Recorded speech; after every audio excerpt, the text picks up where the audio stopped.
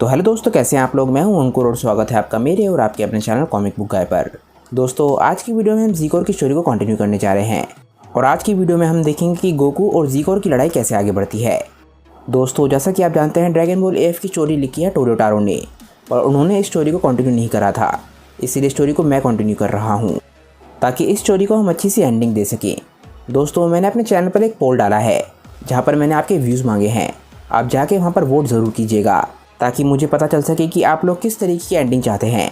Video शुरू करने से पहले दोस्तों, आप सभी से एक छोटी सी रिक्वेस्ट, अगर आपको आज की वीडियो अच्छी लगे तो वीडियो को लाइक करना बिल्कुल मत भूलिएगा और वीडियो को अपने दोस्तों के साथ शेयर भी जरूर कीजिएगा।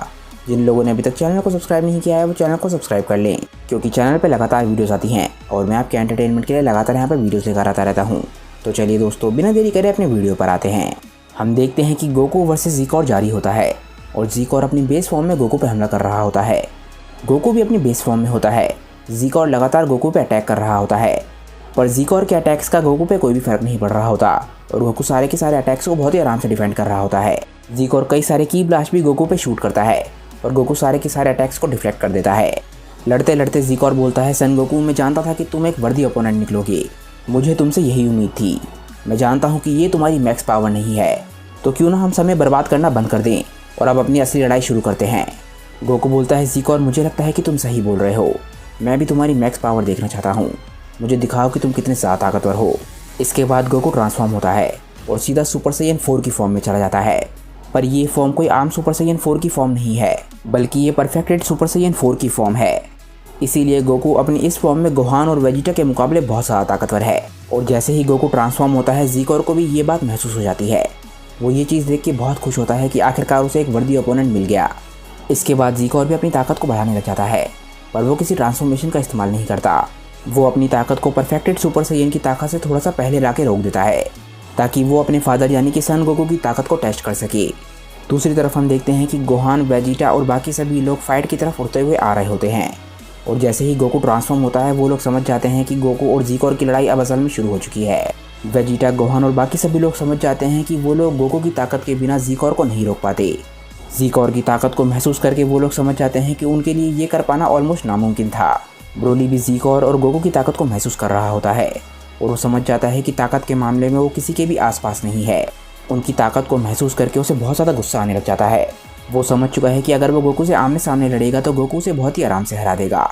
ब्रोली के अंदर से इंटेंस ऑरा निकलने लग जाता है। ऐसा लगता है कि शायद वो अपना कंट्रोल खो देगा, पर वो किसी तरीके से अपने गुस्से को कंट्रोल कर लेता है। ये चीज़ गोहान और वेजिटा को भी महसूस हो जाती है, क्योंकि ब्रोली की ताकत लगातार बढ़ रही थी। वेजिटा बोलता है, ब्रोली, मैं जानता हूँ कि तुम क्या महसूस कर रहे हो, पर तुम भी ताकतवर बन सकते हो। तुम्हारा पोटेंशियल हमारे मुकाबले बहुत ज़्यादा है।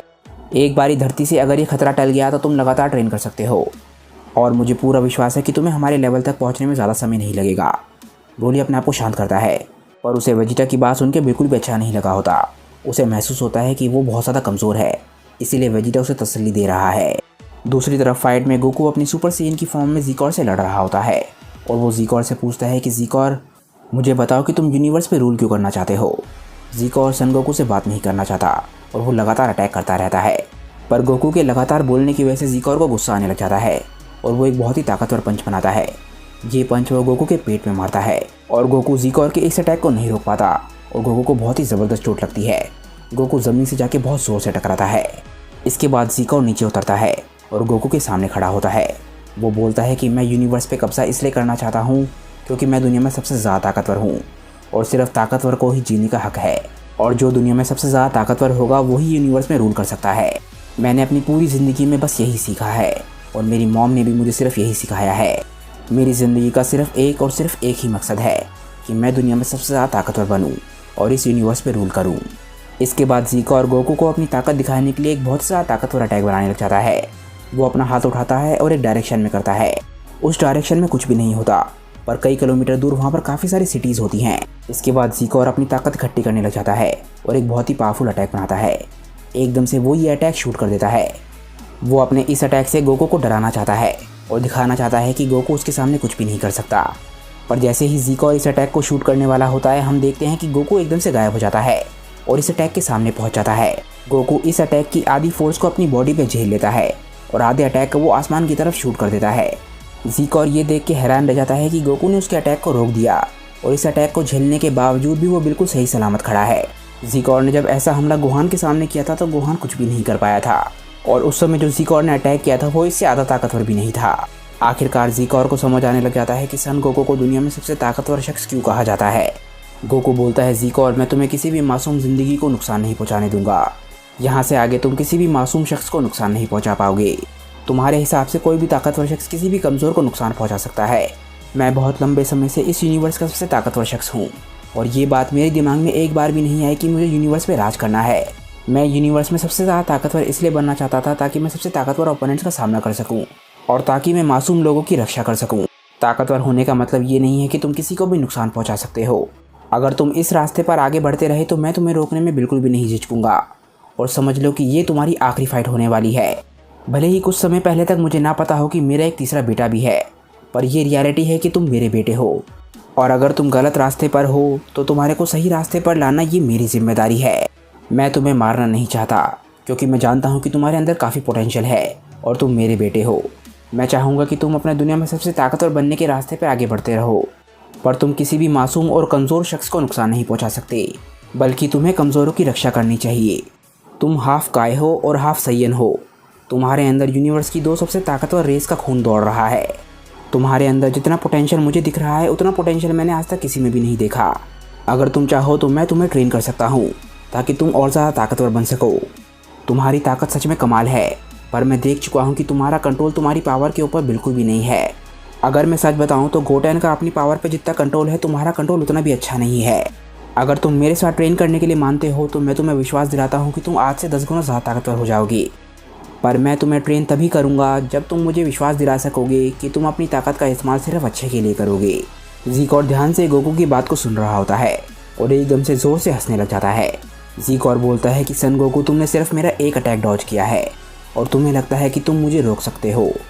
तुम्हें अगर लगता है कि ये मेरी फुल पावर है तो तुम पागल हो। मैंने तुमसे झूठ बोला था। अब मैं तुम्हें दिखाता हूँ कि मेरी असली ताकत क्या है। ज़ीकोर एक बार फिर से ट्रांसफॉर्म होना शुरू कर देता है। इस बार उसकी ट्रांसफॉर्मेशन बहुत ज़्यादा खतरनाक होती है, और जैसे ही वो ट्रांसफॉर्म हो रहा होता है उसके चारों तरफ हर चीज़ तबाह होने लग जाती है। ऊब अभी तक होश में आ चुका होता है और वो इस पूरी फाइट को देख रहा था। वो देखता है कि क्रिलिन बेहोश पड़ा है और वो अपनी घायल हालत में एकदम से क्रिलिन के पास आता है ताकि वो उसे बचा सके। वो उड़ के वहाँ से जाने लग जाता है, और तभी हम देखते हैं कि यामचा और टीएन भी क्रिलिन की तरफ ही बढ़ रहे थे, पर ऊब को देख के वो लोग भी वहाँ से भागने लग जाते हैं। वो लोग अपनी फुल स्पीड में ज़ीकोर से दूर भागने की कोशिश कर रहे होते हैं और एक बहुत ही बड़ा एरिया तबाह होने लग जाता है। फीमेल सुप्रीम का इस ट्रांसफॉर्मेशन के बारे में ऑलरेडी जानती है, इसीलिए वो पहले ही कई किलोमीटर दूर टेलीपोर्ट कर जाती है। गोकू जहाँ पर खड़ा था वो वहीं पे खड़ा रहता है और अपने चारों तरफ एक शील्ड बना लेता है, और आखिरकार ज़ीकोर की ट्रांसफॉर्मेशन पूरी हो जाती है और वो पहले के मुकाबले 10 गुना ज़्यादा ताकतवर हो जाता है। ज़ीकोर इस वक्त अपनी परफेक्ट सुपर सैयन की फॉर्म में है, यानी कि सुपर सैयन 5 में। ज़ीकोर पागलों की तरह हंस रहा होता है क्योंकि उसे लगा था कि गोकू मारा जा चुका होगा या फिर यहाँ से भाग चुका होगा, पर वो देखता है कि गोकू जहाँ खड़ा था वहीं पे खड़ा है।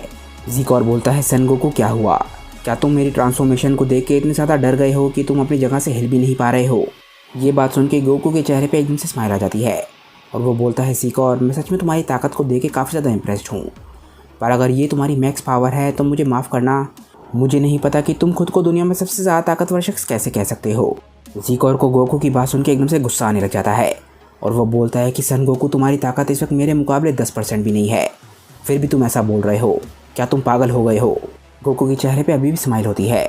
वो बोलता है कि ज़ीकोर, मैं तुम्हें पहले ही बता चुका हूँ कि मुझे पता है कि तुम काफ़ी ज़्यादा ताकतवर हो, पर अपने चारों तरफ देखो, तुम्हारी ट्रांसफॉर्मेशन ने हर चीज़ को तबाह कर दिया है और इससे मेरी बात साबित हो जाती है।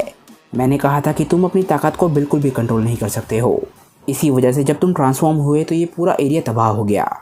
अगर तुम अपनी ताकत को कंट्रोल कर पाते तो ऐसा बिल्कुल भी नहीं होता।